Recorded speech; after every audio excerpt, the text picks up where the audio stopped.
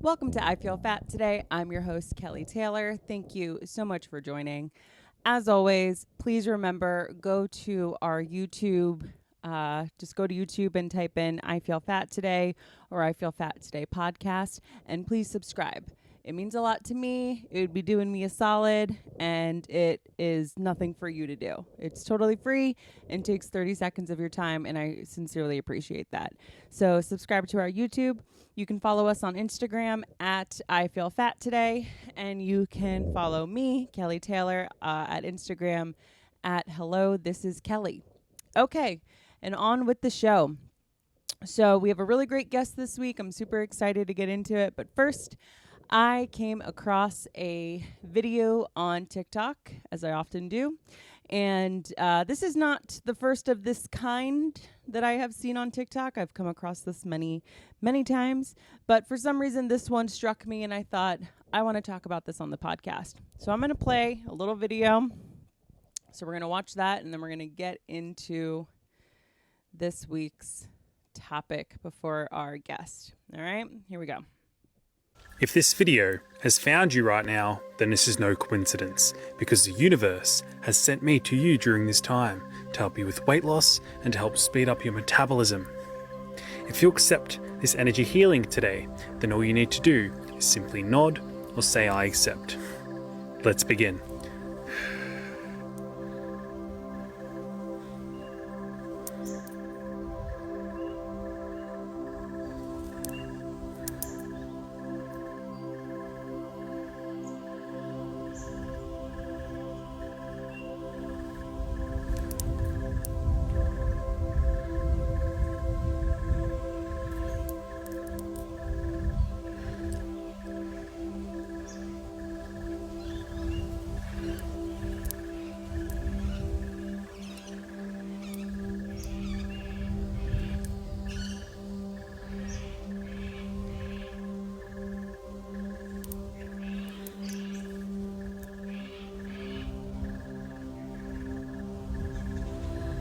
I would like to call in your spirit team and the guardian angels to come on through to you to help to speed up your metabolism.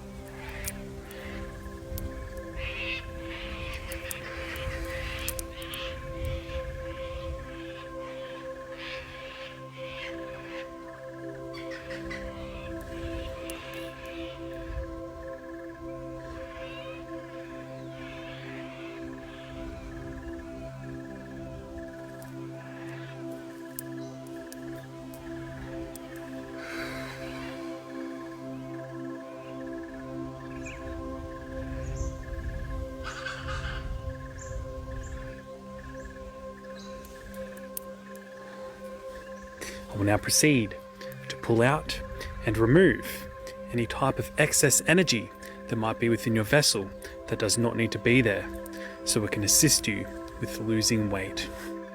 Please take a deep breath in and out.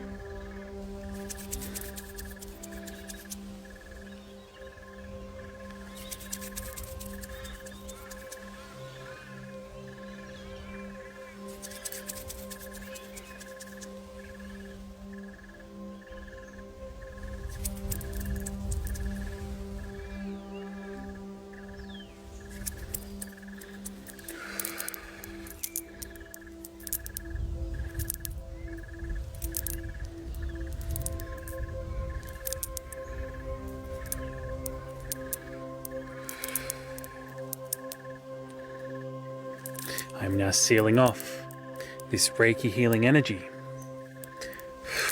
to shift you into a higher vibrational frequency. May any excess energy leave your vessel. Feel free to come back to this video as many times as you need. Your metabolism is now speeding up, and so it is.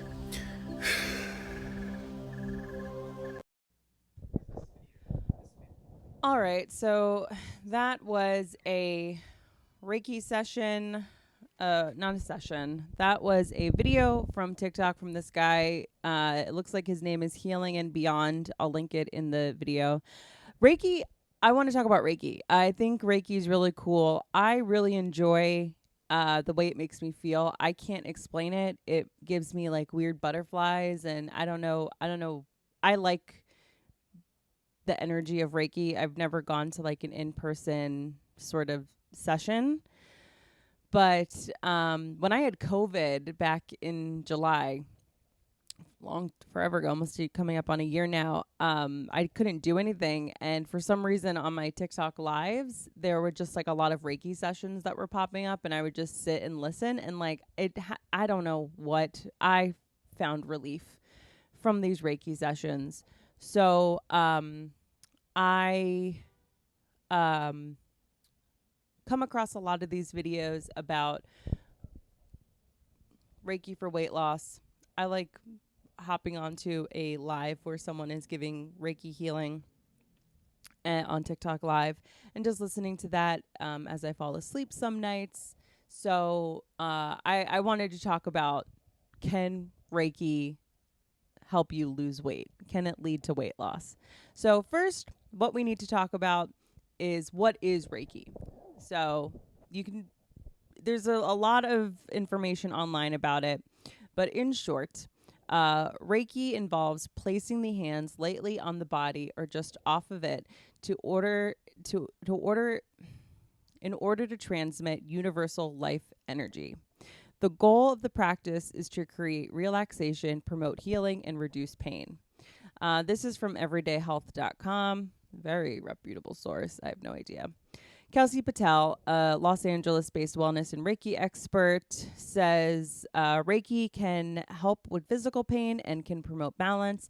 It might go on to help reduce anxiety, overwhelm, or stress, she says. I can also recommend it for people who simply want to become more connected with themselves or call in deeper alignment, joy, and abundance.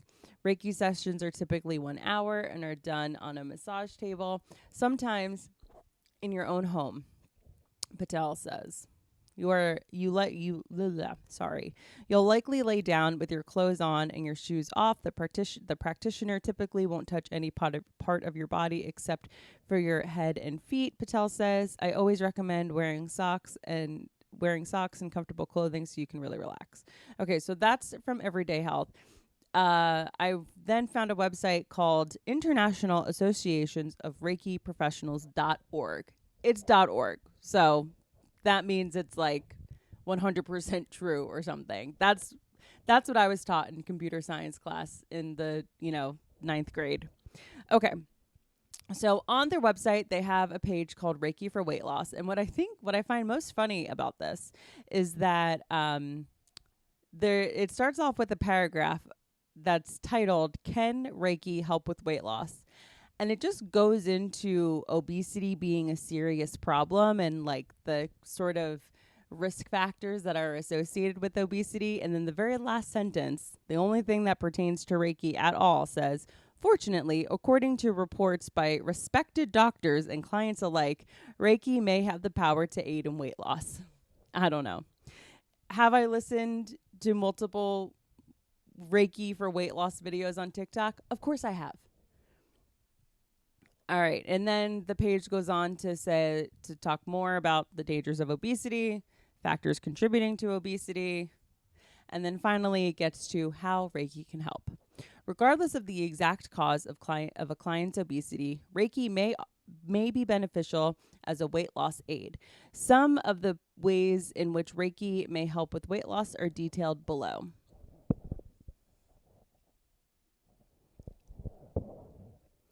Reiki improves balance and well being. When clients undergo Reiki treatments, they often report feeling more balanced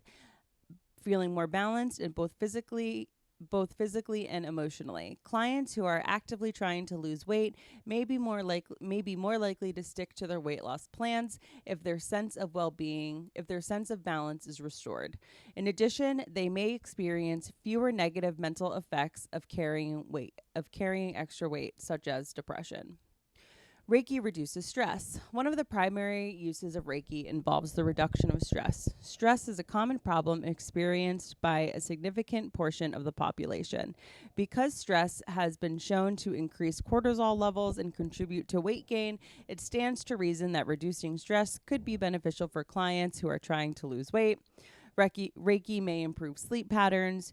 Reiki sessions may be helpful to clients who have gained some weight because they aren't sleeping well. Because Reiki may reduce stress and contribute to relaxation, clients may be able to get better, more restful sleep after treatments. This may contribute to better hormonal balance and a more normal appetite, which will help to prevent further weight gain and facilitate weight loss. Anecdotal evidence and recommendation. Keep in mind that although Reiki may be beneficial to clients who are attempting to lose weight, it will be most effective when used in conjunction with other weight loss treatments. Other weight loss methods that patients may combine with Reiki sessions include better eating habits, increased physical activity, and weight loss medication. Some Reiki practitioners even believe that engaging in Reiki sessions may enhance the effectiveness of each of these other weight loss methods by making clients more aware of their body's nutritional needs, stabilizing their appetites, and reducing unhealthy cravings.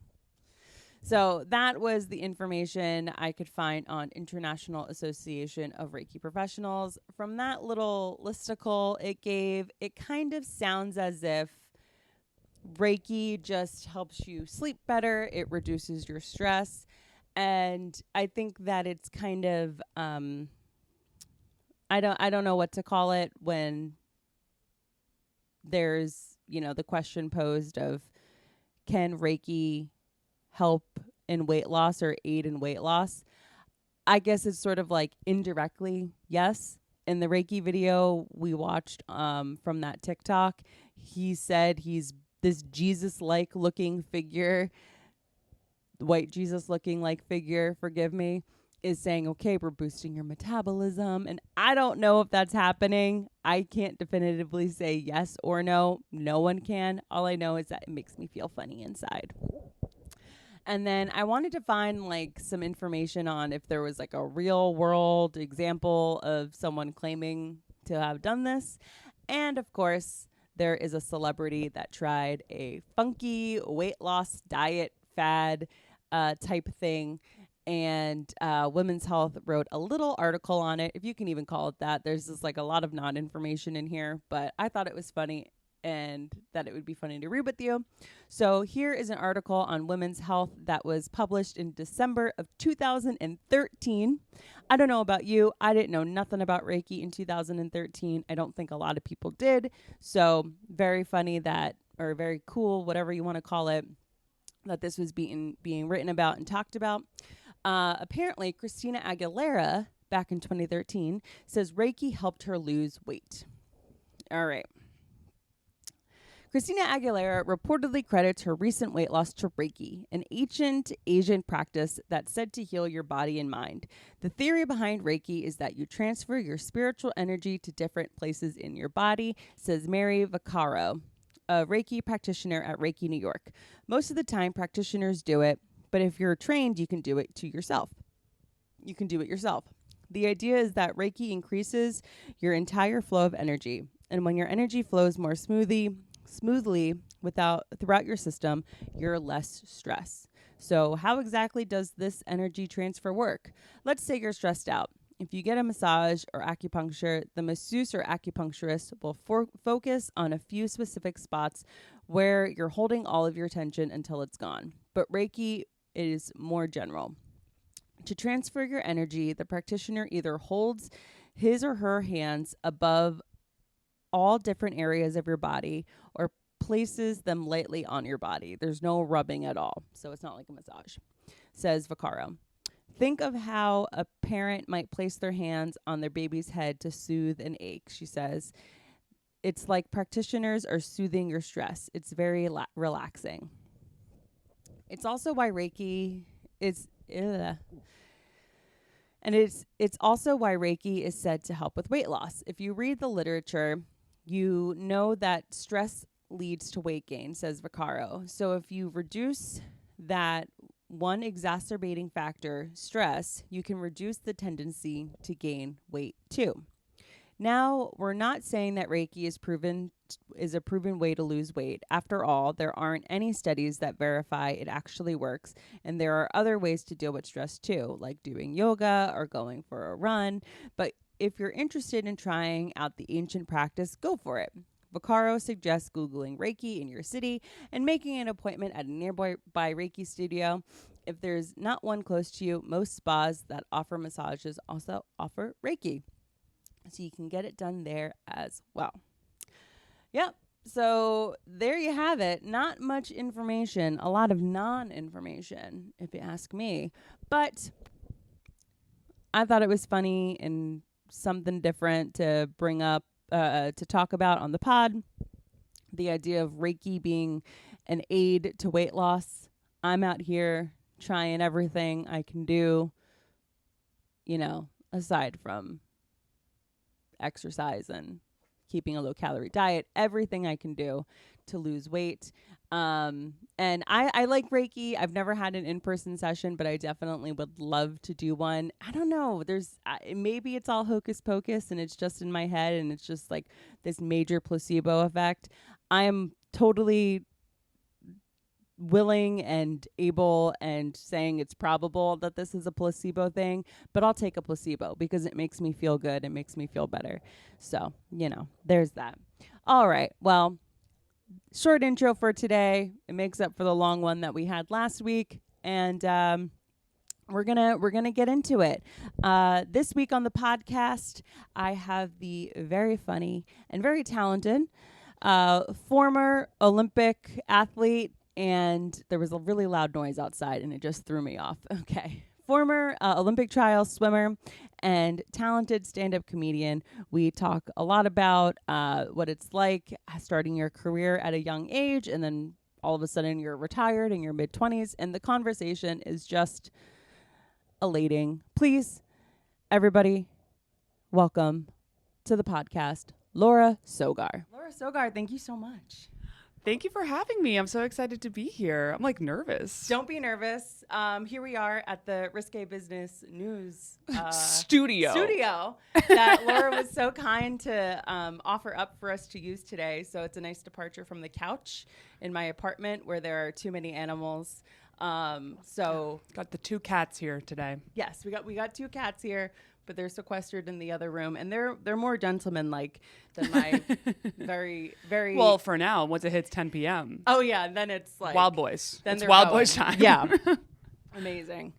Okay, yeah, so thank you. I actually have been so excited to have you on and talk to you because you're my only friend ever that I've known to have competed at the Olympic trials for swimming. Yes, that was so I was a professional swimmer for a while, swam for 20 years, and they let me go to the Olympic trials. Can you believe? Amazing. So I wanted to ask, when did you start swimming? When I was 5 years old. Actually, technically before then, but I started competitively swimming at 5 years old. Okay. And then I didn't stop for 20 more years. Do you come from a family of swimmers? No. My dad swam a little bit in high school, so he knew like the basics of the sport, I guess. But no, my mother wasn't particularly athletic. I mean, she taught like Pilates for a little while, so like, generic, but nothing like competitive. Yeah. Do you know why swimming was like the lane Oh my gosh. Lane. You nailed it. Do you know why swimming was the lane that your parents sort of, because you're 5, you're not making that decision? Well, oh my God, I actually know exactly why. I like didn't sleep as a kid. And that's apparently very jarring for I would the imagine mom. as such. My mom was like, we gotta shut this down. Like I would just Yeah. lay in bed, just like awake. Yeah. And they were like, this is weird. Yeah. You're a weird kid. Like, we don't like it. And then they noticed when they they took me to swim lessons when I was little, like 2 or 3 or whatever. Like, I don't know, whenever you. Yeah. Oh, I don't know what kids' size Yeah. are. When are you allowed to put them in the water? I think kids get put in the water pretty early because you want them to be like acclimated with it versus afraid of it. Yeah. Well, I know I did the mommy and me stuff like when I was, I guess, technically 1 or whatever, but that's really just babies being held in the water. Yeah. Yeah. And then from there, I kept doing the lessons, and my parents noticed I was sleeping after I would do the lessons. So they were pretty excited about all of that. Nice. And then at 5, I graduated fucking guppy school 3 or whatever, whatever the different classes were called at that point. And they were like, well, she's pretty big for her age, and she's pretty fast in the water. You might consider maybe seeing if she likes swim team. Nice. And they did that. And I was very good. Yeah. I was very good, very young. Again, Yeah. I have a lot of jokes about this. I grew extremely fast for a kid. Like I was way bigger than, I was like, not even on those charts, those percentile charts. I was like, they were like, well, this is it. And you are here. Yeah, total You're outlier. 3 pages down. Okay. Like you would be a big boy. And, but that was very useful for Right. sports. Okay. So I just kind of kept going, and I like didn't really like it at first, but then when I was winning, I was like, no, I like this feeling. this is, Yeah. I got this trophy at one of my, like when I was 8, they brought a trophy. I had won like high point or something. And I was Wow. like, this is the best fucking feeling. That's I was exciting. like, I'm in. I'm Yeah. 100% in. What do we got to do for more of these things? Amazing. Yeah, that like maybe that's why there are trophies at that level to incentivize kids. Absolutely. keep I was going. like, so no one else got one, right? This is just a me Just to thing. clarify, this is something I earned and no one, all right, I'm definitely doing more of this. Oh my God. So I was like, so competitive. So something that older generations say about millennials is that like we all get participation trophies. So what was your feelings on that? Oh, nowadays I don't really care. Someone has Truly. a joke about this where it's like, who was it? I think it was like Jason Solomon or something like, I hope I'm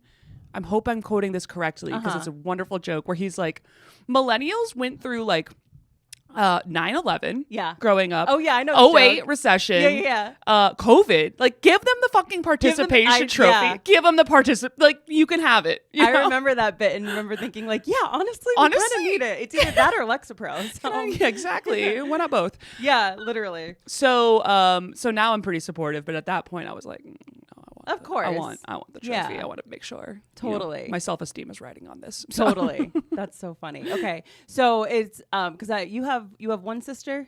Yeah. Okay, She's and 2 years so- younger.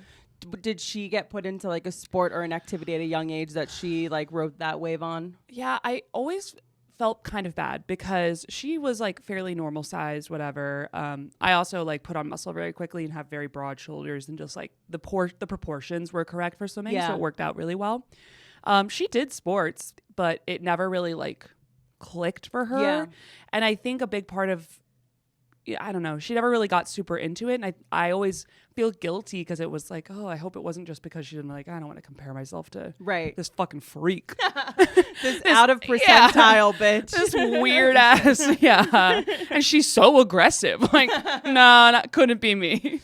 Okay. So she's the best. Great. So she like didn't really have like a sport or like an activity where it was like, I'm doing this. She did synchronized ice skating. That's so cool. It was so cool. That is awesome. It was really fun. I've Though I always- will say, holy shit, those girls are fucking nuts. Yeah. Are they? Oh yeah, it's like ballet girls, but with like spears on their feet. Yeah. You know? With weapons. With weapons. Truly, I always wanted to be like laid on. I was always like a clunky, bulky kid, just Yeah. like my parents always said I was a bull in a china shop, and so like I always wanted to be like light and airy, like a little figure skater. I always thought they were the coolest. I exactly agree with you. Yeah, Because I was like, just like this weird, like muscly, LeBron. yeah, tall. I was you like, this know? isn't cool. All of the things that like make you such like a gorgeous a girl now and like with a great body are things that when you're a teen, you're like, my shoulders, I'm muscular. Oh my God. Like, And you don't like it. I grew up in Rhode Island, and the boys there were fucking tiny. Really? Tiny. That's so funny. What's in the water in Rhode Island? I don't know. There honestly, people there are shorter as a whole. Really?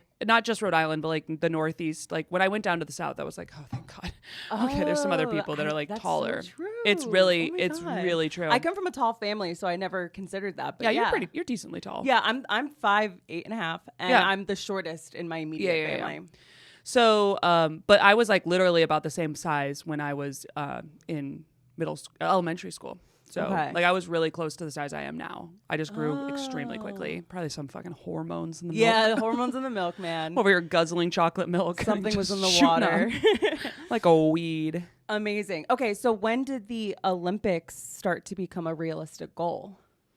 I made my first U.S. Open, which is like part of like the circuit. It's like one of the slower of the circuit though, at 11. Wow. Yeah. What's the general age of people doing that? Not like probably 16 plus. Wow. So you skipped some grades in that respect. Yes. And again, like, I mean, I was just, at that point I'd been swimming for a number of years and I was pretty like interested in, you know, going fast. And like, I had just joined a new team, that was doing pretty well for me. So I was able to go the cut times and I was like weirdly super motivated because I wanted to go to San Antonio, which is where it was. For some, in my mind, I was like, oh my God. World traveler. That's exactly what I would have Antonio. thought. Like the idea of going to San Antonio, like I was like, so attractive to me. Yeah, totally. Like anywhere outside of the immediate East Coast would be like, whoa, I know. This is crazy. What's funny now is if you told me I had to go to San Antonio, I'd be like, oh, come on, just like, God damn it. What the fuck is in San Antonio? I hear that. A nice river walk, and that's pretty much it. Yeah. Our Schlitterbahn's nearby.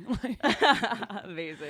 So at 11? that point, they knew that I was like pretty good. Yeah. Like you don't really know because obviously there's a lot that can happen, but they definitely knew I was substantially above average in the sport and to continue to nurture that talent. Wow. And they did. Cool. So, okay, you get in at 11 and then is it just like going to the, like, explain the process because I have no idea. Sure. So it's all competitive. It's one of the things I love about swimming, and it's so different than stand up, is that it's all time based. And extremely binary, extremely. As long as you don't disqualify your race and you go a time, you qualify for the following competition. So for the Olympic trials, for instance, and for a lot of other of the competitions, they'd have standards of the times. And once you qualified for that, you were able to go. So I was able to qualify for the trials I went to my first one when I was, the way the years worked, I think I was 16. But I think I qualified like 2 years before then because it's a 4-year cycle for that. Okay. And I also got to compete beforehand for a number of different international competitions on like the like I would go to like nationals, US Open, and then I got to compete at like Junior Pan Pacific Championships and eventually like World University Games, eventually World Championships. Wow. Yeah. It was crazy. Yeah. It was, I mean, even when I was doing it, I was like, what are we fucking doing? So, like, were you kind of like a small celebrity in the swim circle, or were there a lot of people? In the swim circle, it's a relatively small group. So it's kind of like stand-up, where it's like, oh, people who are like, you know, getting all these, like, call that credits in your mind. Fallon or like, you know, like, oh my God, like, they're doing so well. Like, you, like, think of that. So, like, everyone kind of knows each other, but then it's also like, we're talking, this is also before social media. Right. All of this is before social media existed. Yeah. Like maybe MySpace. Well, yeah. Maybe MySpace. And that was certainly not being used for your brand. No. It's like, no. Definitely not. Like I was definitely well known in the swimming community, but not, you know, outside at all. Yeah. It's like how open micers look at like certain comics being like, whoa. Like I remember being being like first like a few months into comedy and seeing like comics that are now like my peer because of just how this whole thing works, and being like at the time like, oh my God, like they're at the same open mic as me. Like, I know what is happening. You it know? is crazy. You don't know that, you don't understand the scope of the business, and it's wild how fast that all dissolves. I know. Yeah. Crazy. You just stick around long enough and that's like one this of guy's not that great actually. Yeah, like unlike swimming, one of the things with stand up is like never ever ever quit if you feel like you have it, because it's like sometimes you just do this so long, something's going to happen. Yeah. You know? Yeah. There's success by being there. Right. And it may be of your own volition. As long as you're happy, it's like, enjoy it. Right, You know? exactly. Your life is progressing. Right. Right. Don't put everything full pause, just for the record. Totally. Yeah. That's a good thing to point out. Yes. Yeah. Live your life, start a family if you want one, but also keep doing stand-up. Yeah. It's fun. Yeah. God forbid we have a little fun. God forbid. Okay. So, what was I going to ask you next? So, that's sort of how that works with the Olympics. So you knew people that went on to the Olympics? So many. Almost people. all of them. Really? Mm-hmm. It's a small group. So we would go on like training camps and stuff like that. And like I was part of the national team. Mm-hmm. So the national team is selected from the top 6 times in the country. You get put on the national team. And that allows you access to a number of resources. You go to like you don't have to be on the national team to do this, but those people will go a little bit more frequently to the Olympic Training Center, which is in Colorado Springs. So I spent fucking months in Colorado Springs. The reason is because it's at high altitude.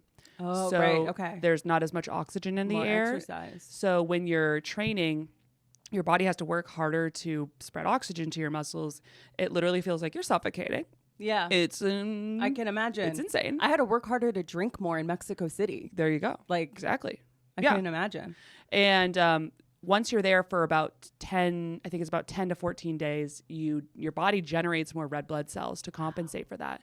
So you go up there for weeks at a time in order to maximize like how many red blood cells. So then when you go back down, you are like a little superhuman. Yeah. You have like that good blood. Yeah. It's crazy. So like, but point being, as a result in these camps, like you'd get to know everyone really well. You see people at the same competitions year over year. I started at 5 years old. I went to my first national level competition at 11. Wow. There's only so many like fucking times you can look at these people. 100%. All right.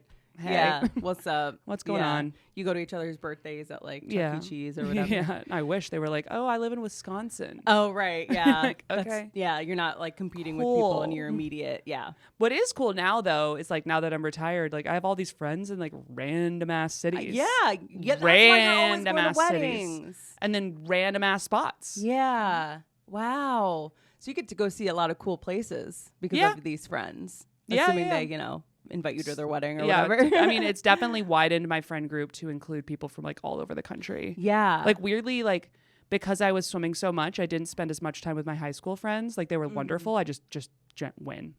Yeah, of course. When would I do that? Life. So many of my friends are really from like the swimming community. Wow. More than that. That's interesting. So anything we go into that you're like, why'd you ask me that? Or we go into it and you want to cut out, we can. I forgot to mention that. But I wanted to ask you. Open book. I wanted to ask you, so in doing all of that intense sounding training, did you when did you get your period and did you get it every month? I did get a lot of girls didn't. Yeah. And a lot of girls got it really late because we were working. Like when you're working your body so hard at a young age, it can like just be like, we don't have the resources. Yeah. We quite frankly do not have the resources. It just won't go there. Right. But I was like pretty mature for my age. Right. Okay. And not that I hit puberty very early. I think I was like 12 or something like that, which is young. Young, but I know a lot of people that it's like not unheard of. It's not like fuck what? Yeah. So that's when I got my period, and I got it every month. Like it wasn't really your huge. Your period was never placated by like the physical. Not strain. really. Maybe not more. Not notably. Yeah. More than like a week or so. Maybe in like high training. Interesting. Yeah. But I do know a lot of girls who like wouldn't get it at all. Yeah. And they were very skinny. Yeah. And probably not super healthy. I'll be honest. Do you think they were faster? Not necessarily.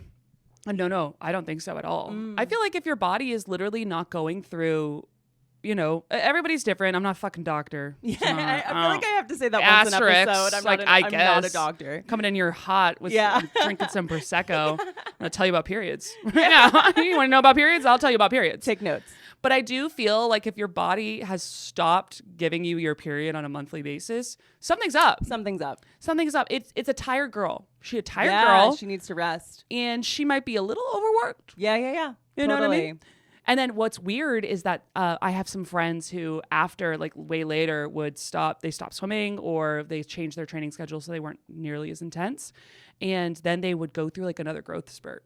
Wow. And like they would all of a sudden come back with boobs, and you're like, what do you have boobs What for? happened? Yeah. Why do you have boobs? And they're like, oh, I like ate and like had, a rest, a good sleep, and I got boobs. So my body can grow. And okay. That's that's pretty metal. That brings me to my next thing. So 11 years old, you're like really competitive in this field. So dieting, it's different than like, someone like me who just, I didn't use food as fuel. Sure.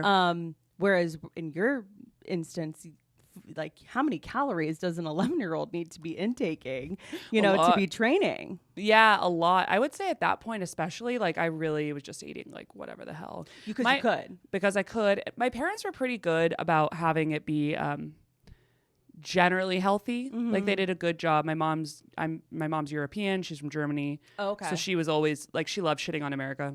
Yeah. It's like, I think it's her number one hobby. Does your mom have an accent? Yeah, I don't hear it, but people say she does. It's very interesting. So that's a very interesting dynamic when it comes to food, because the American diet is so crazy. Yeah. And she was like, why are you drinking milk? Yeah. Like that was weird. Yeah. She would always be like, milk is for baby cows. She was so critical. Where was your dad from? Or where's your dad from? He's from Chicago, but like Poland/Russia, that little. That's like his family. Weird. Yeah. Yeah.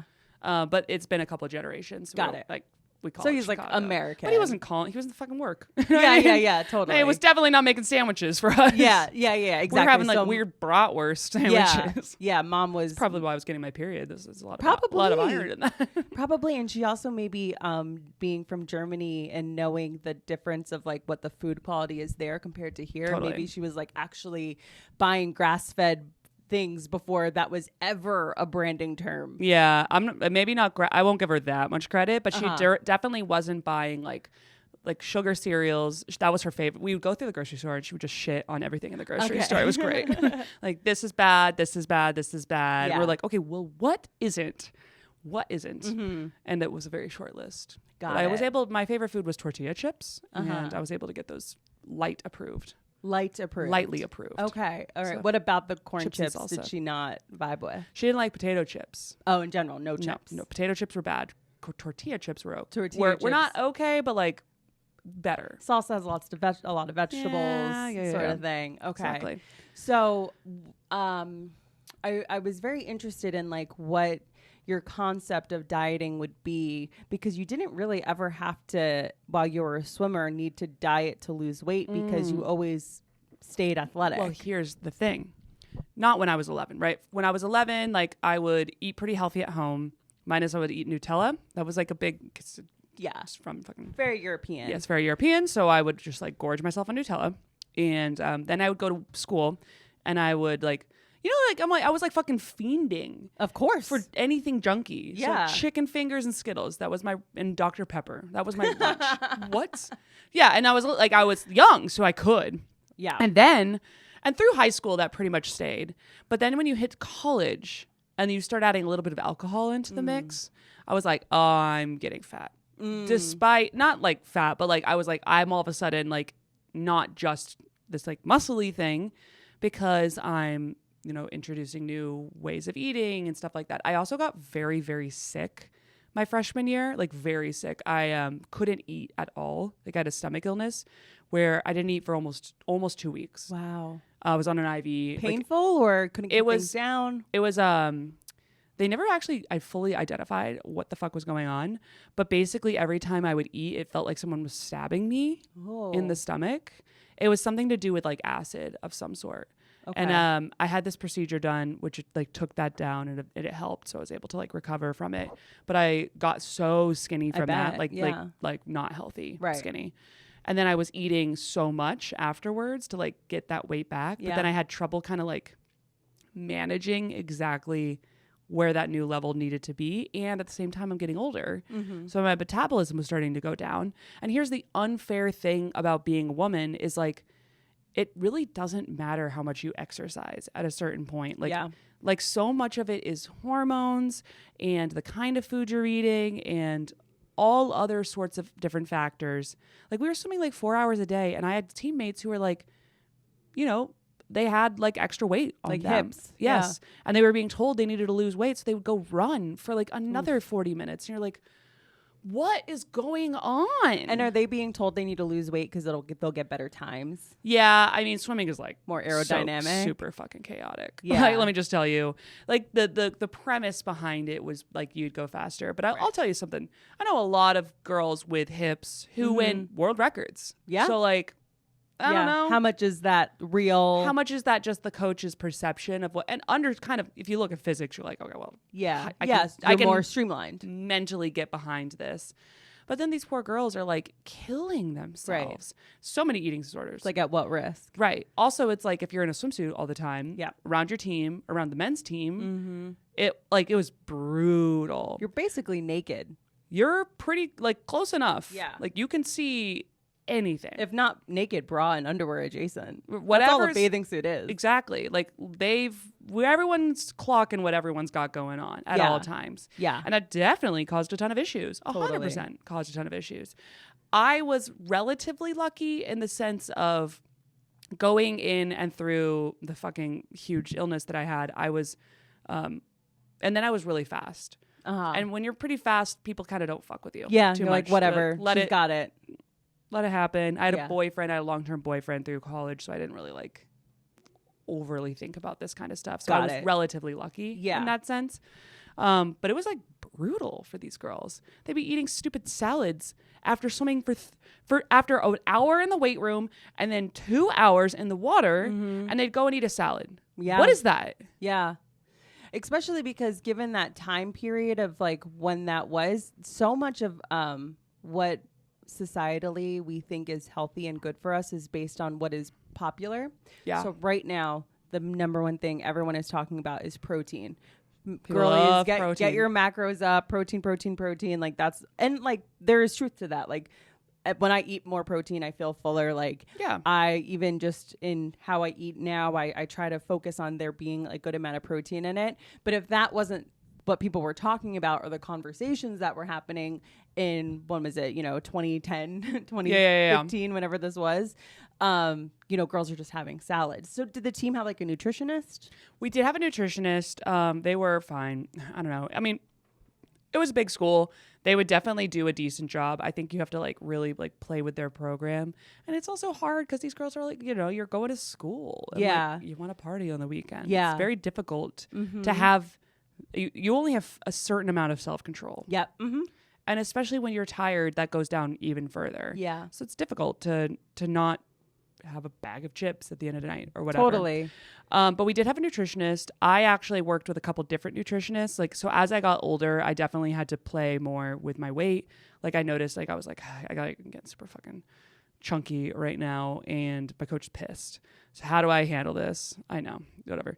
One of the techniques that I really liked was one of my nutritionists told me to try to eat things that were only 8 ingredients or less, and where I know every single ingredient. Oh, and like kind of just do that and see how it felt.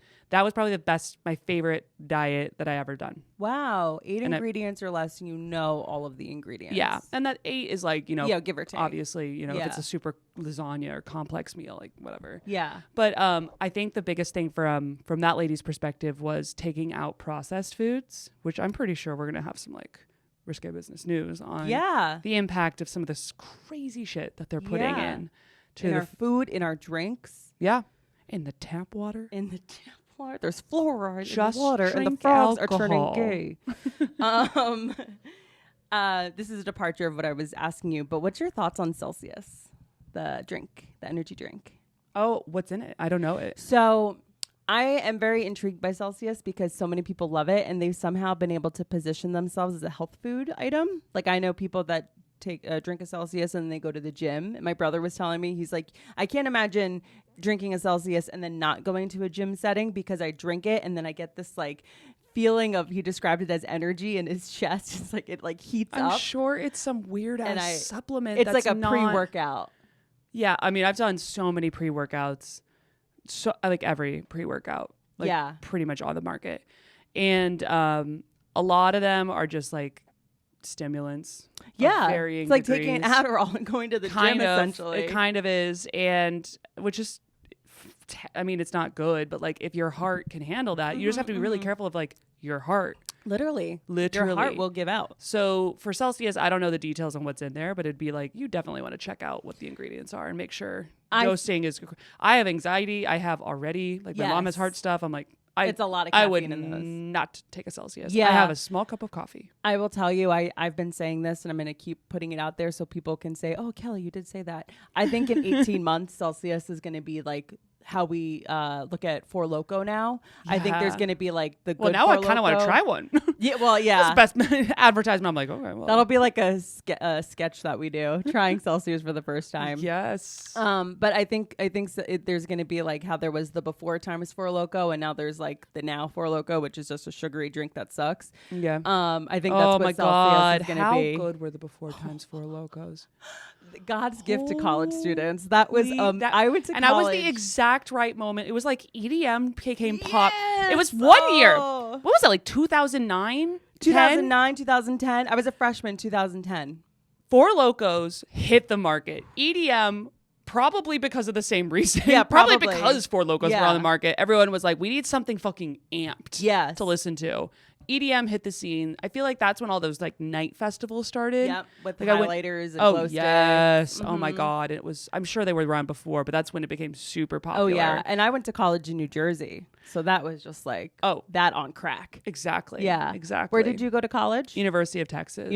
Oh yeah, that's right. That's right. So and you swam for them. Yeah. Okay. So I was down in Austin and it was a fun school. What was oh yeah, in Austin. You know Austin before all these hipsters know Austin. You knew Austin when the hipsters were in Austin. Keep Austin cool. Yeah. Weird, whatever. I'm clearly keep Austin weird. Keep Austin weird. I was the beginning of the end. When I hit the scene, they were like, it's over. 2010. Yeah, right. This place is fucking lame now.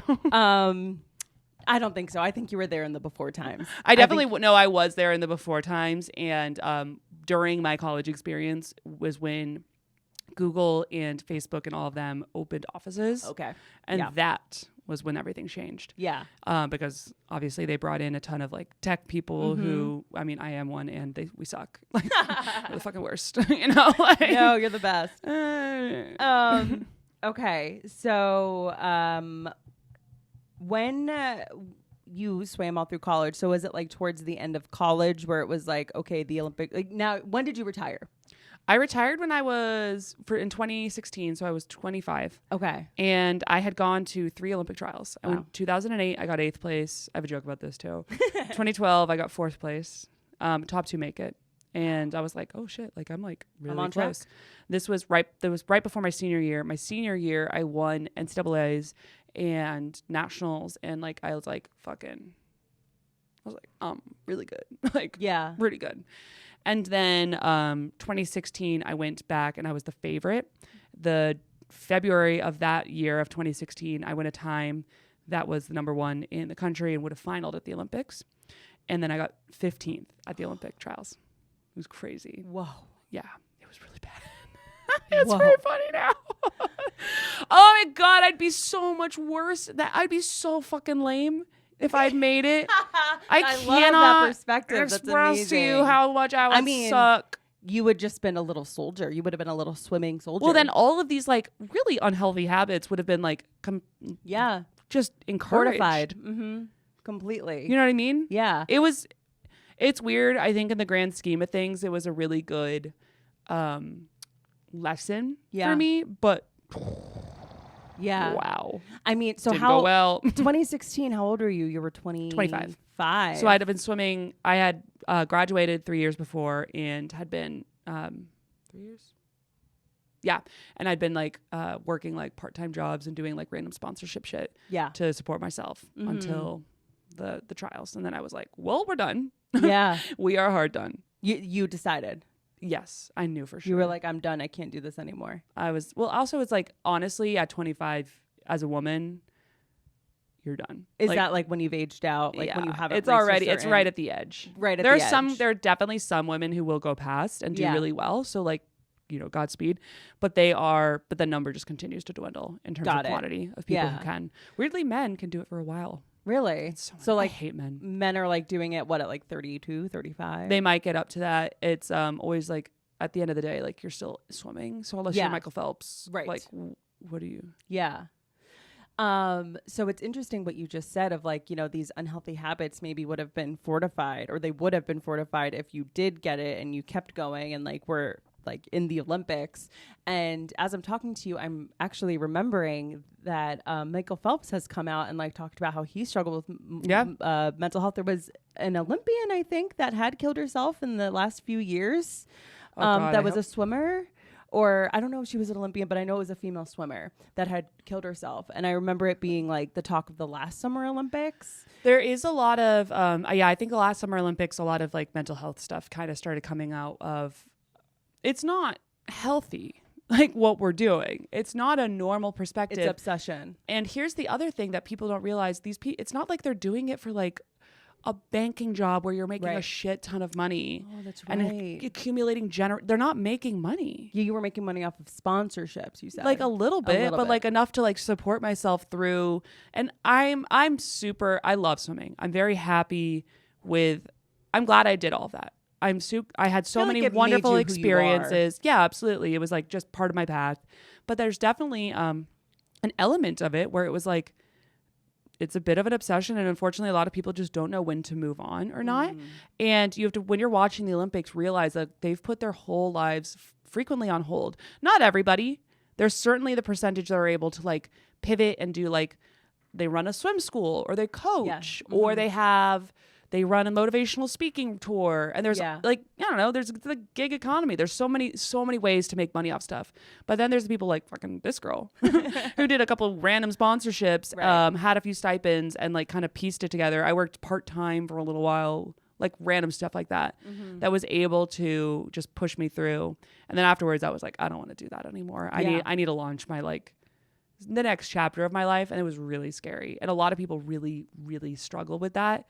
And I am very grateful that I was able to pivot my weird obsessions into stand-up comedy. Yeah. And not to mention your career. You're still mentally ill. You are, you're a girly who is not only a working stand-up comedian, but also a working day jobber. We've got those day jobs. Hell yeah, we got those day jobs. And so what did you study in school? Econ and business. Okay, like so you were able to generic use that. Yeah. I was like, oh, you want me to do sales? I got you. Yeah, I got you on that. I got you. Yeah. So I went and started I work in cybersecurity now. Yes. Right. That's right.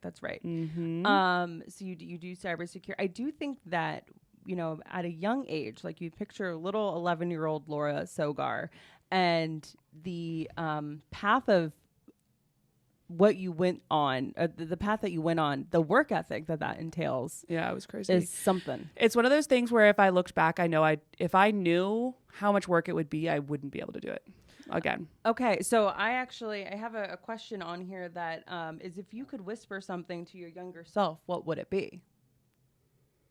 Ooh, that's a good question. I know it's kind of tough. I think like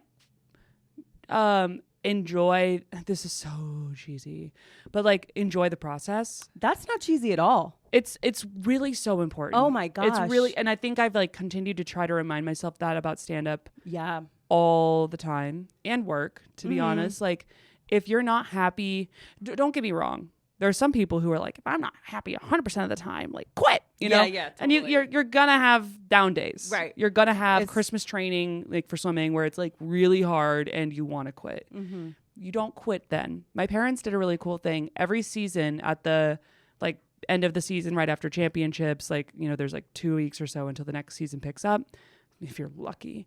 And, or it's right away. And they would always ask me, hey, it's time to like sign up for the next year of like, you know, swimming. Like, do you still want to do this? Wow. And if I agreed, then I had to do the entire season. Mm-hmm. There were so many times at Christmas training where I'd be like, I'm quitting, like, blah, blah, blah. And they were like, well, you're not. You can in 5 months. So like, we'll table this and we'll come back to it. Yeah. That's so funny you said that, because I just got a flashback to my own childhood. I did softball from like 5 years old up until high school. And my parents would propose the same thing. It's coming around. You want to do it again? And I always said yes. But when I was in the middle of it, I wanted to quit, and they never let me quit. I think that's a really good strategy. If I have kids and they do sports, I will definitely do the same thing, because it always made it my own, like, I guess, like I had agency around it. It was my decision to be there. Yeah. But they also didn't let me, especially when you're a kid, like, of course you're going to want to quit. I would stop and start everything. Of course. If I had the ability to. Of course you I would. do it now as an adult. Yeah, exactly. Stand up is like the only thing that I've like picked up as a thing and consistently have kept done going with it for years. Yeah. Yeah, I know. So exactly. So I think that was a really, really good thing that they instilled in me. But one of the things I would like to tell myself is like the memories, like the stuff that I really took away from swimming. Yeah. I literally don't know my times anymore. Yeah. I know like 2 of my times. Yeah. I don't really give a shit.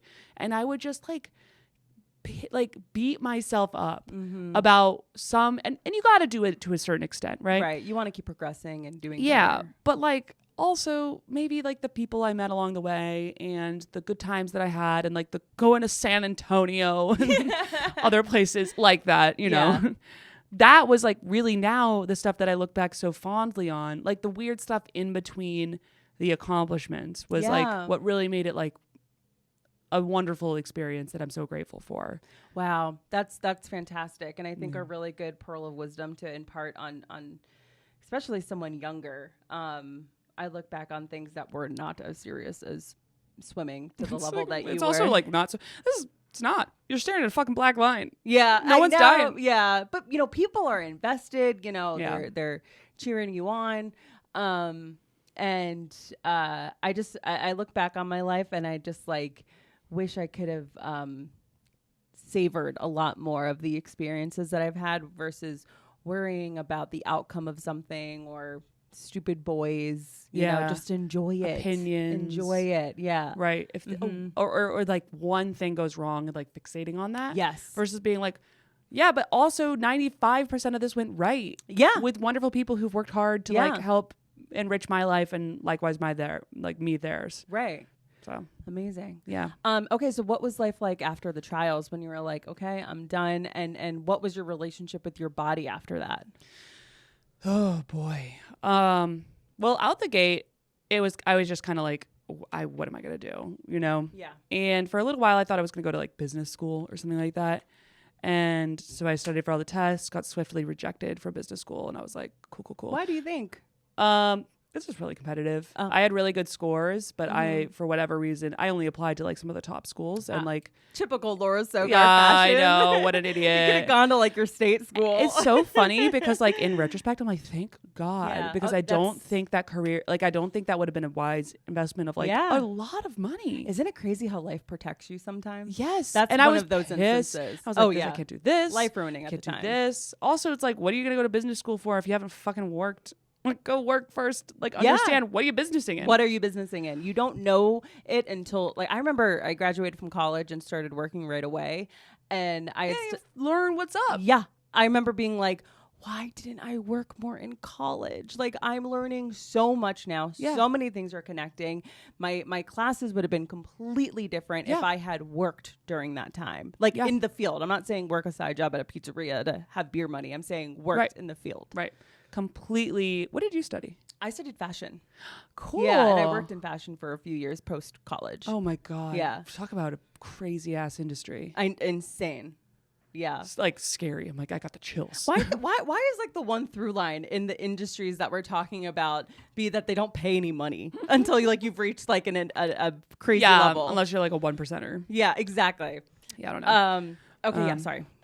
We were talking about how what were you going to do? You got rejected from the business school. So I finished swimming and I'm dating my boyfriend at this point who lives in Los Angeles. So we're dating long distance.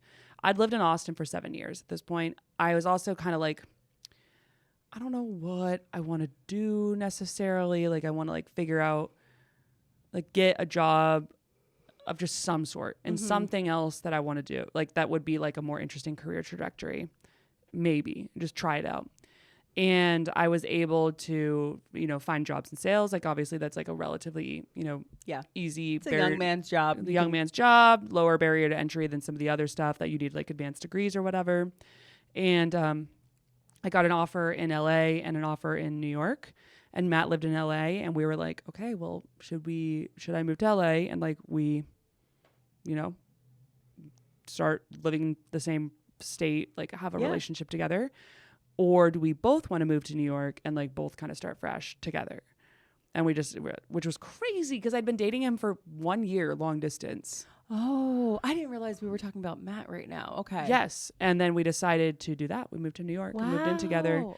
And I was like, you know what? Like if I clearly need a shake up in my life. This is the maybe stupidest thing I've ever done, but like God forbid, you know, if it goes wrong, like, okay, risk something. I don't have really that many like assets. What am I losing? Yeah. I'm here? in my 20s. Right. This is when you fuck up. It's when you fuck up. And I had lived such a rigid life up to that point that I was like, so scary. Gotta go to New York. Yeah. And it was crazy. I got evicted. Oh, you were telling me about that. Yes, I got evicted right out the gate. Not officially. It's not on my record, but we were subleasing from someone who did not get it cleared. And they were like, you are illegally here and have to leave now. Wow. How did crazy. that get found out? I don't know. It's New York. Yeah, it's New like, York. Weird things some happen. landlord, and they were like pissed about it and whatever. Yeah. And you know, I gotta say, obviously things worked out. You're still with Matt after all of these years, but I feel like moving to New York is the city where, like, if you do break up with your boyfriend, you can kind of figure it out. Like, it obviously finding a place to live is one thing but I mean, especially with social media now, you can kind of shack up with any, you know, person on findaroommate.com or whatever the case may be. It's definitely a city for like kind of coming to like just shake your life up, and certainly did that for me. Yeah. 100%. And started working this crazy ass job for a company that's like fully fraud now. That was wild. Got evicted, all this other stuff. But in terms of like my relationship with my body, I didn't know what to do with it because I did New York Athletic Club for a little bit, which is where I swam for them, but I would never really swim. It was just more of a social scene. Yeah. Which was like New York Athletic Club is like this athletics club near Central Park. It's like this really old. They didn't let women in for a really long time. Oh, okay. Like they'd so been like around. Why? Yes, but like extremely expensive. Okay. And the reason that I did that was because I got recruited to do it from them. Because the members there like to think that they're competing or like training with like elite athletes. Yeah. Which they are, because we're getting free memberships to do it. You know? Mm-hmm. I don't do it anymore, so I can talk shit about them. It was really fun. It was a really fun experience. Yeah. So I did that for a little while, and I was like, oh, kind of training. Then I was working so much that I like didn't really eat very much for a while. So I was like very skinny again for a bit. And then later on, I like started drinking way more and like eating way more. And then like I just and I'm continuing to have like massive ups and downs. Yeah. And still haven't honestly, I don't think I have like a very healthy relationship with my, you know. You feel like you haven't mastered it. I no. mean, I don't really know anybody that has. Unless they've been through like intense eating disorder recovery, honestly. I think we're all kind of winging it. Totally. I mean, I think I'm comfortable where I'm at right now. Yeah. But call me in 6 months. Right. You know what I mean? Like totally. It could absolutely change. Yeah, that makes perfect sense. Yeah. And so like you work out regularly. How many times a week how many times? I used to work out like every single day. And I do think that was really good for my mental health. But I also am the kind of like I put on muscle very easily again because just my genetics. Yeah. And then I was, but then I was like gaining weight on top of that. Right. So it was like getting super like, so then I was like, oh, like I want to like lose some of this muscle. So I stopped doing that. And I just would walk a lot. And that's kind of where I'm at now. Minus I'm trying now to introduce some more like strength training a little bit into it. Like maybe like twice a week or something like that. So, and mostly for like mental, like, you know, I do like probably hour and a half of walking a day though. So that's kind of nice. Oh, that's my favorite thing about New York City, baby. We can walk and walk and walk. You can. I love it. And so before we actually were recording this, you were at a solid core class, and you were like, God, this is hell. Yeah, what is going on? Why are we training like Navy SEAls? Well, the women of New York could start an army. Like, there's no need to be in that kind of shape unless you are an elite athlete. Yeah, the stay-at-home moms are ready. They are like unbelievably fit. The girl next to me, I was like, genuinely, how are you doing this? I have trained more that like I've been with people who have competed at the Olympic stage, and you would be able to finish their workouts. Yeah. Like, why are you doing this? Yeah. What's wrong with you? you need to have you need to go have a drink, have a beer. Drink. Well, maybe that's why they're doing it, because they've had a beer. No, that girl has not had a beer. Oh, no. No, that girl was, she was, again, I was like, what? There's no need to be in this kind of shape. Right. And I think that's been also interesting for me is like, you know, there's definitely the people who retire from swimming and then like get super into like Ironmans and that kind of stuff. Yes. And like mentally, there's definitely a piece of my brain that would just be like lock in on that kind of thing and like take off with it. But I think I'm very grateful for stand up in a weird way, because it like helped me realize like, I don't know, it's like, it's fine. Yeah. You know, be healthy. Yeah. Make sure you're healthy, but you don't need to like have six pack. You have an outlet outside of what was this obsession. Now it's pivoted to stand up, and like, sure, you could have put the energy into, you know, Ironman things and shit like that, but now it's just kind of in stand up on like a little bit less intense level. But I see the way you work, like producing shows, you know, have multiple podcasts, you know, we're out here popping our pussy. Yeah, out here doing it, man. So I think, trying to make that phrase happen. I love it. I think it's a great phrase. I love it. Yeah, so I think it's just you've had the ability to channel into lock it into stand up, and your day-to-day career is nothing to shake a stick at. No, it's a lot of work. I think there's actually like a couple people in stand up who like secretly have like, you have like like we're all like real job. Real fucking jobs. Real fucking you job. know what I mean? Yeah. And but here's the thing, no one wants to talk about it in stand up. I know, never. No one wants to like brag on their careers. I was talking with Mika Mo over the weekend, and we were like, secretly, in order to like do stand up in New York, you kind of like have to be like director level at your job. You need to be like doing well. I could be replaced at my current day job. Don't get me wrong, we all could be replaced, but you know what I mean. Level of that. No, like I think everybody really can be replaced, but I have to say I am an asset to my team. Absolutely. I am like, I've always been such a hard worker, and you have to be a hard worker to do stand up. You really have to. You have to be a self-starter. Like everyone has that like loser mentality, you know, oh, like they're like, you know, do all that code like from the 80s, that kind of perspective. Yeah. Like, oh, they do drugs and drink too much, party. and like outlay and just road dogs. And I'm like, I'm sure they're still That's out there. That's part of the game, honestly, though. Like, we are people that like will have shows, and then like maybe we'll stick around for the hang after, and then guess what? Yeah, you're popping your pussy the next morning. Pop your pussy. You go from popping your pussy at the karaoke bar to the work from home desk. Exactly. All within 12 hours. Work from home does help.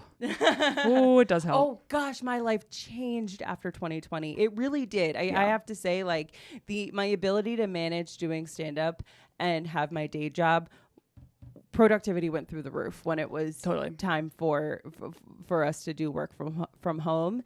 And I think like oh gosh, I mean, not having to commute in and of itself, I mean, huge, because I'm leaving the house anyways, even though I do have to kind of convince myself to leave the house sometimes.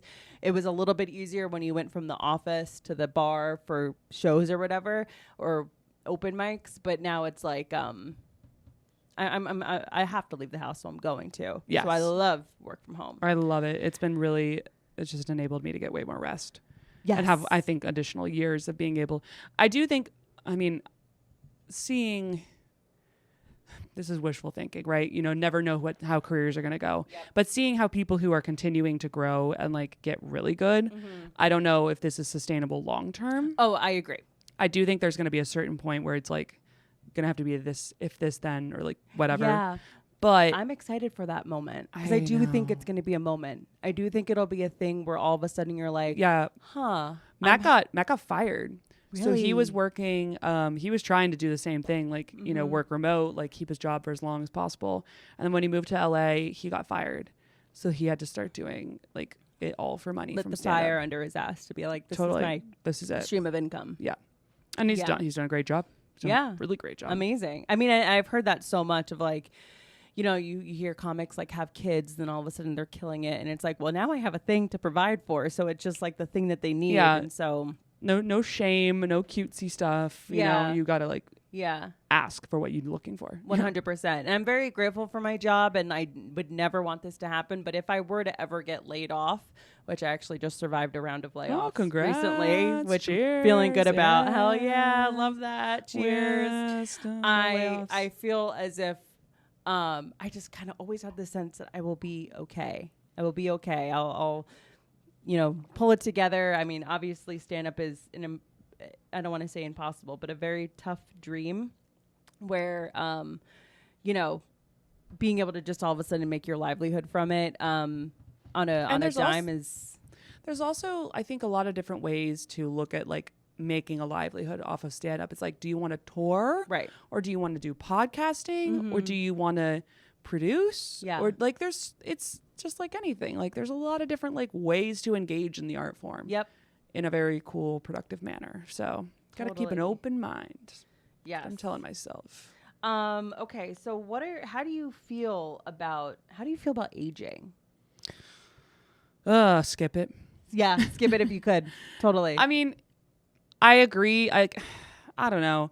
I think if I didn't so this is the one harsh part about stand-up is I do think that it's a bit of a young man's game in some elements, or a young woman's game. How about this? There's the comics who are doing really well as women. A lot of them are older, but they don't look it. Right.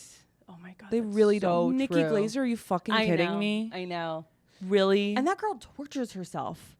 She always is saying she looks old. Her skin is sagging. Like, she's like, I'm going to age out of this. Unbelievable. She looks unreal. She is the host of a show called F-Boy Island. Like, you have to be just as hot as the 20-somethings on that show. Yeah. And she's out here doing it. I listen to her podcast almost every day. And she rules. She rules, man. She's so cool. And but I hear you. Like, it's like, if like, unfortunately, we've gotten a lot further. There are more opportunities for women like over 30. I hate to say it, but like, it's kind of true. I have never... Sorry, go ahead. But it's still like, it's really brutal. It's brutal. I've never been more aware of the way that I look ever since stand-up. Agreed. And it really put me on my head for still. I'm not I'm still in my head. I don't know what to tell you. I haven't gotten back out. Yeah. I'm not even talking about the actual act of getting on stage and having people visually perceive you. I'm not even talking about that.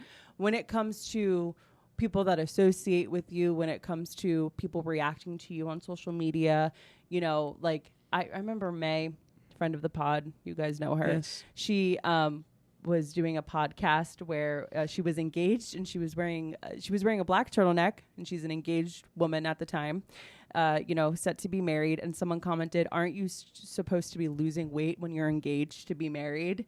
And it's May. It's fucking May. Like, she is thin. Okay, she's beautiful. Like, but either way, it's people feel like they can say whatever they want, and they can.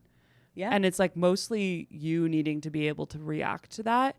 And I realized I was mentally weak around this stuff. I am not a soldier that I thought I was. I did not. And I was honestly, like, I definitely have gotten a couple of those comments where everyone was like, Laura's gained a bunch of weight. And I'm like, yeah, man, I went on Lexapro for like, sorry, 2 years. I'm trying to like get better mentally. Yes. Sorry, that's like, sorry, my ups and downs. Atrocity to Listen your to eyes. my words. And they're like, we don't want to do that. No. We hate when you speak. We hate it. Even putting this podcast as a visual medium, which I know it just was like integral to the success of it, I was terrified. I'm like, I don't want to have to be putting myself on the internet visually. But it was crazy because even when I've gotten like nice comments, I've gotten mean comments, and I was almost ashamed with how much they impacted me because I always considered myself, a feminist. Right. And like, I've done all these things. I value my accomplishments. I don't value what I look like. That's obviously wonderful to continue to nurture, but it's not who I am. And then I was like, that hurt way more than I'm proud of when they said those things. Yeah, no, I mean, I literally go to sleep at night listening to either a positive affirmation track or... I do love a positive affirmation track. Well, I'll tell you why I do that. And I'll try to listen to stuff that like, I am more than my body, all that kind of stuff, because I do agree. Like, I, in my head am this feminist that like I am more, my accomplishments are more than what I look like. But what actually is produced by the, mush inside of my head is something far different. Like Yeah. I do not have the ability, as of currently I'm working on it, to see a disparaging comment about myself and be able to like have it not feel like I've been shot in the chest. Yeah. It's really Like I hard. literally would rather you hit me. Literally, I would rather you take down who I am as a person Yeah. than come at me with the way that I look. And what the fuck is that? Where does that come from? And it's been present my entire life. And I'm not smart enough to be able to tell you where it's coming from. No. Because it's weird because my parents, like, they were supportive. They weren't like, they were very like, they make a couple offhand comments on occasion, but like, it was always like, it wasn't, I really can't say it was from them. That kind of stuff. I don't know where it comes from. I don't know where it comes from. I don't know. It's, I think it's societally. I think that there's a lot of things that we don't realize our subconscious is taking in. And to be fair, I actually don't think that it's like our subconscious being wrong. No, I don't think, no. Because I do, I was reading a couple studies recently where, I mean, there's obviously the weight component, which can lead into what people think, but there's plenty of like bigger women and bigger men who people still consider very attractive. Oh, yeah. Obviously. Mm-hmm. And attractiveness is, there was a study that came out that like, if you're considered unattractive, they got paid something I'm making this number up because I don't remember the exact, so double check this, but like it was something in the magnitude of like 15% less than attractive people. Yeah. And like think about that over time with promotions and stuff like that. There's a significant financial loss to being unattractive, which is a part of the reason like it, you can kind of get there, at least if you like take care of your image, which does require investment out the gate. Yeah. I've definitely cited these facts when Matt's like, why are you spending so much money on this? And I'm like, listen, studies show that I'll make more money if I do. So, so that actually brings me to my next thing. So what is like the most, bizarre wellness thing that you've done? Oh, like every Instagram targeted ad. Here's the other thing. I used to get drug tested all the time. Oh, for swimming. Mm-hmm. To see if you were on this like a banned substance list, whatever. And that was a very wide list. You had to be very, very careful about like pre-workouts, supplements, anything like that. Now I'm on no lists. Yeah, no. And if someone tells me it's gonna be a good thing and it's like from a like semi-reputable source. Mm-hmm. Paris Hilton or someone's backing it, I'm gonna take it for a little bit. Isn't that so dangerous? The dangers in that, I believe in people making their money, and for me, when it comes to celebrities, because I am someone that like loves Paris Hilton, like I am just throwing her name out there, not saying her specifically. Insert any Kardashian, whatever. Insert any celebrity name. Nikki Glaser. I take the shit out of her supplements. Literally, like, because I trust them, and so I want to make I want to make sure. It would be nice that if the things that they are like giving us a promo code to is the things that they actually take and like are saying that they get these benefits of. Right. Well, that's definitely so important. So unfortunately, I don't think that's a thing that's happening. Well, I think it's gotten better. Hopefully. At least they do have to like tell you it's an ad and stuff like that. I think on the lower level, like when we look at like TikTok influencers, which how many people how many people can be an influencer? There's all of us. You know what's funny?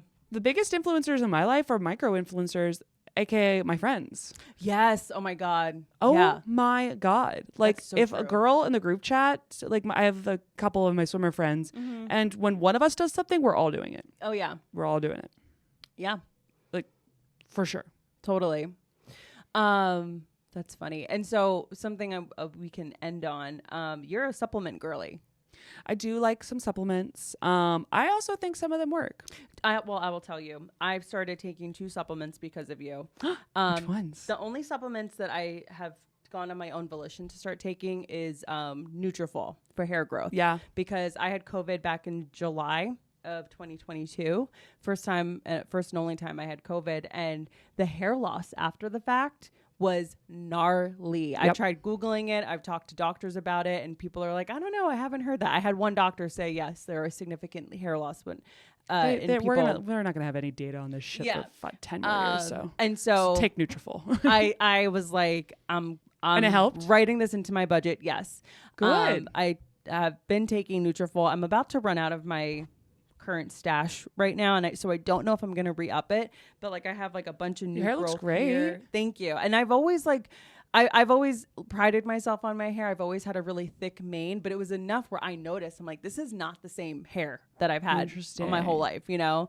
So on my own volition, I've taken Nutrafol, but in our group chat that we have with May, she mentioned something about like being in a bad mood, and you were like, get your B12 up, girl. Yes. So you mentioned B12 and D3, and I immediately went on Amazon and bought And them. they're so cheap. They're so cheap, and I take them every morning. I have my Oh my God, I love it. I like the other one. Can I give you another one? Yes, it's also cheap. I'll write it Fish down. oil. Fish oil. Okay. So Joe used to take fish oil a ton, and I didn't like the way it made him smell. There's different versions of it that have like no odor or whatever the hell. Okay. I'm like big into like the biohacking stuff. Like I like follow those subreddits and stuff like that. Yeah. So I find it very, very interesting. And I've read a bunch of books on this. So fish oil was one of the ones that like I would probably highly recommend for most people because it's got a lot of the omega-3s that help create white matter in your brain. Oh. So when you're learning, oh God, I can't, we're going into science here. No, this is I where we're want to know sciencing. all about it. And I'm going to butcher this. I'm going to spread misinformation. It's my favorite thing. There's going to be a little banner Massive on the video. banner at the bottom, just like, don't listen to this bitch. Do not. But fish oil, so like when you're learning something in your brain, you have like the two different areas of your brain, and learning how to knit or some shit. It's those areas creating a circuit between them, use brain words, and the circuit like has electricity go between those two areas, and then you learned a new thing, right? That's how you know how to now knit or whatever it is. Now, in order to make that, they basically like a wire, it needs to have this, I think conduit might be the right word, but this like casing around it to help the electricity not like dispel. Got it. In that, it actually goes from one spot to the other quickly and easily and not lose the charge through it. And white matter is what allows that to do it. If you are a scientist and you're listening to this, you're probably like, you're so wrong. But point being, fish oil has the components that help you make that. Okay. If you don't have enough of them, it's harder for you to learn. Okay. And I swear to God, like when I was like training a lot and like working a lot and really trying to learn a bunch of new stuff, like in school, I would take fish oil, and I really, maybe it's placebo effect, but I can't recommend this placebo effect more. It would really make me feel like I was able to like learn easier. Yeah. I find I have trouble with my memory, and I think that I've been like looking for so many different ways. It's also cheap. Yeah. When people are recommending stuff that's like easily accessible and like relatively cheap, then I usually start listening, because I'm like, you're not making money off this. Right. When they're like, well, it's $120 a bottle. Yeah. And you only get it through my referral code. Then I'm like, okay, well, what is this? Yeah. Yeah. I feel like you're trying to sell me a crystal or something. Totally. Versus like you can go to Kroger. Yeah. Go to, like Stop and Shop. It's there. It's probably like buy one, get one 50% off. Totally. Like that's every supplement ever has been that way. Amazing. Yeah, totally. So, okay. So fish oil, I should add to my D3 and B12. And B12 I take because, I joke with my boyfriend in the morning. I'll be like, I got to take the pill so that I'm less mean to you. Like, cause it'll supposedly put me in a better mood, energy. Helps my brain function. Vitamin D also is huge for that. And Vitamin especially D. in the Northeast, most people are low on it. I've heard that. Mm-hmm. I got it tested earlier this year, and they were like, you have none. What's going on? Whoa. Are you good? They gave me a shot on the spot. Really? Yeah. Interesting. Yeah, it was it was literally January in New yeah, York true. City. That makes sense. So I like hadn't seen the sun. Yeah. And they were like, we can tell. Yeah. Interesting. Do you go to like a homeopathic doctor or like a... So I started going to this like health spa kind of group, and I basically get like vitamins and like IV stuff from them. Okay. Again, I'm like pretty into like biohacking shit. Yeah. It's pretty interesting. But I have definitely noticed that like by doing some of those like different, the IVs, the shots, and I do like cryotherapy, which is probably a crock of shit. Cryotherapy is cold? Mm-hmm. Okay. Where you go in and it's like all the, I think it's like liquid nitrogen or something that they use to cool the air to like, I don't know, negative something degrees. You're only in for like 3 minutes and you get really, really, really cold. And more than anything, it just kind of like zaps your brain. And you're like, I'm up. And it puts you in a good mood. I have to tell you, the one time I've done a cold plunge, Yeah. I went to Bathhouse in Williamsburg for like a spa day, and they had a cold plunge pool. And I was like so scared to go in, and I was looking at it all day because I was there from like 9 o'clock in the morning. Circling it. Oh yeah, literally. And finally, I was just like, just hop in. And so I just jumped in because I can't like walk in. I have to jump in. I jumped in. I sat in there for, let's say, I don't know, 2 minutes, and I got out and walking into that wet sauna. Oh my God, that was amazing. It's like I felt like awake. I felt alive. Yeah. I was watching this show where this guy goes to Iceland. He's like on a search for happiness. So he goes to all these. It's actually Rainn Wilson from The Office. Oh, cool. Yeah. I love Iceland.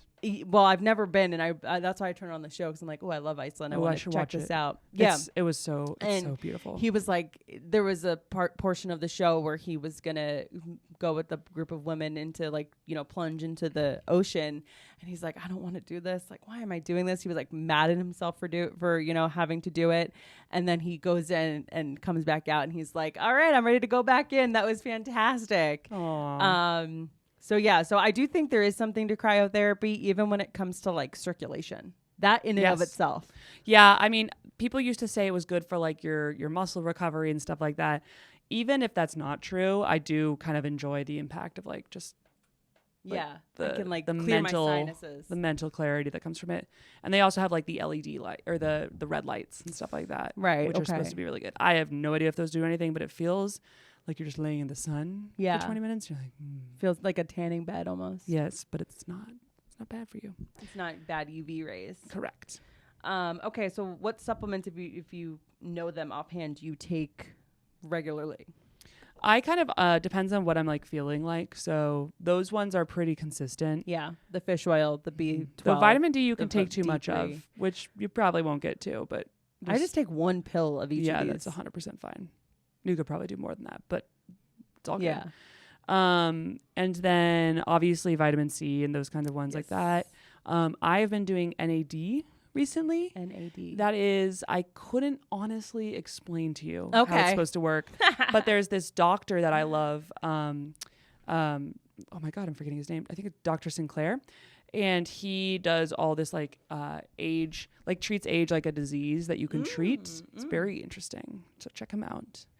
And he talks about NAD being potentially this thing that can help that you lose as you age. Okay. So something that could be supplemented. It's very early stage. It's very woo-woo. I wouldn't be like, if you're doing that or fucking feeding your family. Right. Like feed your family. You know what I mean? But if you, I don't know, if you want to try some bullshit. This is very much disposable income. 100%. Treat it like a hobby. Yeah. But I like it. Cool. I think it does some stuff. Nice. And then, it's kind of like the core ones, I would say. Iron. Most women are low on iron. I've heard. Yeah. Most women are low on iron. Another perk of Take being an a iron woman. Nice. Pill. It's, again, like $4. Like, yeah. For like 100. Like, yeah. I know so many women that are anemic. So many. Cold bitches. Yeah, we're all anemic, and then the men all have low T. Yeah. What's up? What happened? And we all have high T. Yeah. What's going on? Man. Mm-hmm. Amazing. Any parting words for our guests? I mean, for this was so audience? fun. It's all a bunch of stuff that I like talking about too. I was so excited to talk to you. I was really excited to learn about this swimming stuff. It's something I've always known about you, but like, I don't know, when we're sitting having wine, we don't really chat about it. Tell me about your childhood. Yeah, exactly. Tell me about this, major part of your life. Yeah. But amazing. It's been a pleasure to have you. Where can people find you? I mean, on the classic, the social media, and I actually don't TikTok yet. I should, so maybe find me there. But just my name, Laura Sogar on Instagram. And then I have a podcast with May Planner, who we've referenced a couple times in the pod, where we talk shit about the business world, risque business news. It's great. It's really a lot of misinformation. It's so funny. I love catching it. Watch the YouTube. You get to see this beautiful studio. Thank you for letting me crash in your God, studio. of course. It's great. This is amazing. So fun. And until next week. Thank you, everybody. Thank you. Bye.